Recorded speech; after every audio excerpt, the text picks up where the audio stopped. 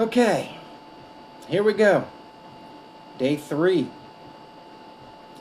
Countless hours, documented hours in our Myvec issued car.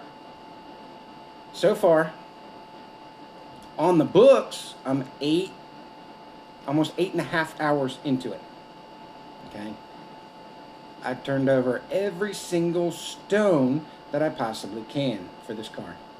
All right. For those of you just joining us, well, bring you up to speed. I had a car with a Myvec issue that wasn't doing what it's supposed to. Okay. Now the issue I was told is when it gets in the boost, it falls on its face. Myvec wasn't keeping up. Okay, cool. So I brought it back, dug into it, looked at a live data stream. It appeared to be stationary. Well, okay, why is Myvec staying stationary? They started digging into, there's a couple of things that come into play here. Cam gear, the oil control solenoid, and the ECU. All right, it's a pulse width modulated system. So the ECU modulates a pulse width to either control higher pressures or lower pressures to the gear to advance or retard timing. That's the way it works. Well, through a couple of sleepless nights, I dug into it. Last night, everything just started to click. Okay. Well, I verified physically yesterday that the solenoid's working on the bench. I bench tested it with a separate power source, a battery on the bench, that it's clicking, it's working. Okay. Just to verify it, I took my tester solenoid, because I have a few of those around. You know, you always keep one on hand for testing. That's just good technician quality. Whether it's sometimes sensors, solenoids, cam gears, whatever. Well, tested it, everything's working. Okay, cool. So I plugged back into it, looked at it, no change. I said, all right, so let me get a little more information, a little more, let's see how this is supposed to act, okay? So, Dade, I see you. So anyway, I posted the videos of what I did today because throughout the course of the night, I'm going on a few hours of sleep right now because this has been obsessive. I've got 2 cars that have been obsessions in this shop life. Well, so it hit me. Okay. I plugged into another car, driving car, drove it around, watched how it's supposed to act. All right, EvoScan, live data, you watch and see. A good baseline is to see another car, how it's supposed to perform. Okay, cool. I come back to this car, plugged into it. It's not acting anything like the other driving car. All right. Okay. So I physically tested the solenoid. I did a continuity test. I did a wire check from the ECU at the given pin all the way to its destination. We're good there. We checked it we did a little load test on it. That's where a power probe comes in handy. Load test, it's good. No brakes, no nothing. All right, so yes, I did. They're both white Evo 10s that have been a thorn in my side. But anyway, load tested, everything came up as it should be. Okay, tried to sit back and think outside the box. In theory and operation, it's a pulse width modulation, and I got more of that after conferring with another guy named Rick. Rick is a previous customer. We still talk. He's dug into the last 2 years into studying and learning how these things work. All right, he was a major help in helping me put the pieces together. So it hit me in the middle of the night. I popped up, went in the kitchen, grabbed some more of the leftover homemade tortilla chips that my wife made. All right, excellent, by the way. If it's a pulse width modulation system and it's controlled by a ground, who's to say I can't control it myself with the ground? All right, cool, you can. So what I decided to do is, how can I isolate this to where it's not going to feed back to the ECU, and it gives me control of the ground. So what I did is I disconnected from the ECU at that pin number 1, purple wire, and I put it in line what a lot of technicians know as a remote starter button. Okay, it's one end goes to connection, which usually we go power. The other end goes to the part or circuit in question, right? Then you have a button. Click, click, click. You hit the button, and it will either transfer power, but it'll also transfer ground. Well, it's an open-closed switch. So I said, all right. I did some more research to see, would this be possible? I ran it by a couple of my other gurus, my other, people that have signed on to help me with this problem. All right? I ran it by them. What do you think if I physically myself supply the ground while it's running and see if my actual is really changing? Because there's a purpose for this. So I did that. I got the okay from not 1, not 2, but three of my gurus. Sure, what could it hurt as long as you isolate it away from the ECU? Cool. Got that figured out. I posted videos up just a little bit ago of how I did it. Tested before I even started the car. Click, click, click. The solenoid's working. Then I started the car. Got EvoScan up and running. Started the data logger. I'm watching it. Nothing's changed. It's still the 9.538 yada yada yada, whatever it was. Targeting at 10. Its target was 10 degrees. Okay, cool. Well, I said, all right, here we go. I hit the button. Immediately, the motor started bogging. Like it was, of course, and we know why, and I'll get to that. But the motor starts bogging. Light bulb goes on. Okay, I'm changing the timing. The variable valve timing. I changed it physically, myself. So, data logger's running. I said, okay, I'm going to click it a couple of times. I can't click it fast enough like an ECU can, like a computer can. But, so I watched it. I clicked it about 5 times, and I saw, and it's on video, where the actual versus target would climb. Okay, because when you do it, it's advancing the cam gear. It's advancing the timing for that particular cam gear. Cool. So I held it down for a couple more seconds, and it will jump to 34 degrees advance. That's pretty high. I don't want to take a chance on, damaging anything, so you don't do it a lot. You're just trying to verify diagnosis. You're trying to verify pathways, okay? This is the way it should work. You start from destination A to destination B with outcome C. Yeah. My teacher said, yeah, you'll need geometry and all that stuff in school. Doing what we do? Yeah, we need it. So, yes, Andrew, I totally isolated it. There was nothing hooked to the car. Well, the power, key on. Key on, the power is supplied from the relay center in the engine bay. All right, so I wasn't too worried about that because it's on a relay. If the amperage got too high, if something went wrong, it would trip the relay. So I wasn't worried about that. But, and it worked. Everything works. As long as I sit there and push that button and I supply the ground to the solenoid for the solenoid to open or close, send the oil pressure into the gear makes the changes. Cool. Now, that brings us down to why is it not doing it? Okay? We've got 2 reasons. Either A, we have a short in the ECU that isn't supplying the ground to modulate the pulse for that solenoid, right? Or B, it's in the map. Okay? The map is set up to where it has tables that it goes by, tables at certain loads, certain parameters have to come into play to make adjustments. All right, that's all computer, that's all program based.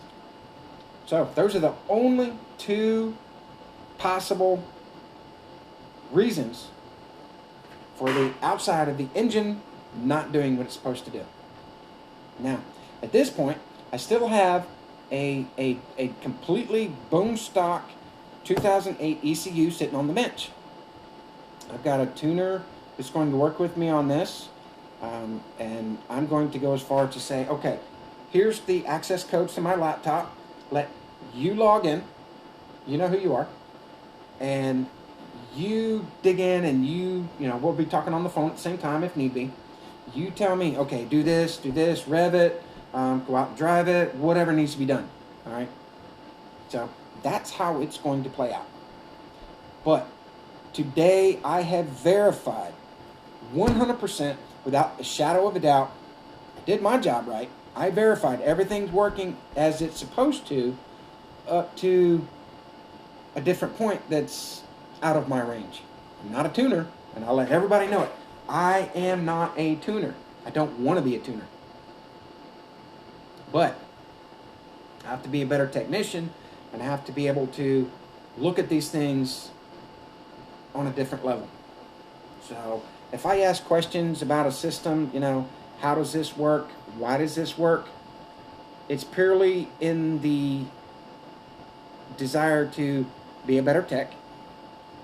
Because if I'm a better tech, that allows you to be a better tuner. So thank you, Bobby. Love you too, buddy. But I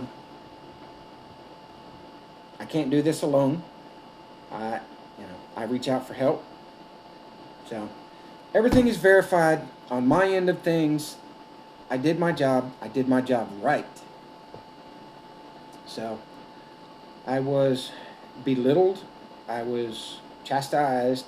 My quality of work has been talked trash about. Maybe there's some things I could tighten up on. Hey, there's always room for improvement. I always look to improve. All right? But there's certain lines that I don't want to cross. Nor do I wish anyone to cross them with me. So that's that. Get everybody up to speed. I'm going to have my other tuner remote log in. Let him look around, see what's going on. Maybe there's something simple. It could be something simple that could be fixed. Or if it's an actual ECU problem, we have a fresh start. So it's not hard to do. I fought through this. I didn't give up. I gave up sleep. I've got my own time and money invested in this now. So I told you. I reminded the customer last night. The customer was very adamant and says, Mike, please just put the Myvec Delete in it and we'll ship it down to the next tuner and he'll tune it without it. I had to remind him. The deal was, for me to bring the car back in and me to dig back into it, I needed to be allowed to, no matter what it took, no matter how long it took, to dig in and find the issue. Matt, I tried to reach out to you not long ago. I guess we didn't cross lines or cross paths at the right time, but Matt, you've been a big help to me. You sent me stuff when I started in this learning venture, which that really came in handy. I had tons of questions, but over time I started to learn what they were. But anyway, back to the customer. Told the customer, I understand your situation at home. I understand the wife is all over your butt. They just sell the car, just get rid of it, okay? That's fine. That's none of my business. My business is to source a problem and find a resolution. That's the name of the game. I also had to remind him that if for any reason that I could not find a resolution or the source of the problem, then I would submit. I would throw my hands up, I'm done, I submit. Then I would put the Myvec Delete stuff back in, I button the car back up, and I do it for absolutely free. No charge whatsoever. The amount of fluids that would be lost, the time that's in it, whatever. I wouldn't charge him a dime. That was the agreement. So far, he's honored it, and I thank him a lot for that, because he gave me my shot to dig in and find this, to retain my title as the mad scientist. So I did everything I could.